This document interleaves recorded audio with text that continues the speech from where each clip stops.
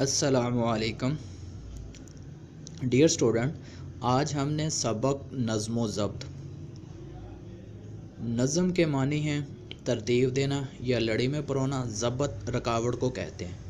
यानी नज़्म व ज़ब्त से मुराद हुआ अपने आप को किसी कानून और कायदे के तहत लेकर आना और उसके मुताबिक ज़िंदगी गुजारना नज़्म व ज़ब्त कहलाता है। इस लेक्चर के अंदर हमने सबक नज़्म व ज़ब्त के मुश्किल अल्फाज के मायने और ख़ुलासा पढ़ना है।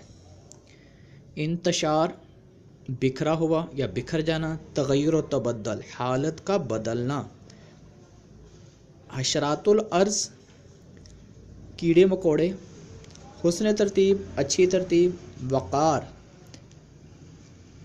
इज़्ज़त, गामज़न चलना, कार फरमाई अमल करना, अमलदारी हुकूमत करना।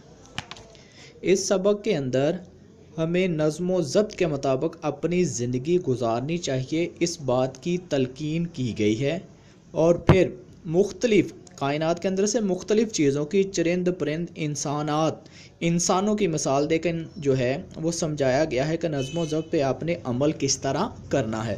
और फिर हमारा दीन इस्लाम इस हवाले से क्या कहता है, वो चीज़ें बयान की गई हैं नज़्म व ज़ब्त के हवाले से, वो आपने जहन में रखनी है।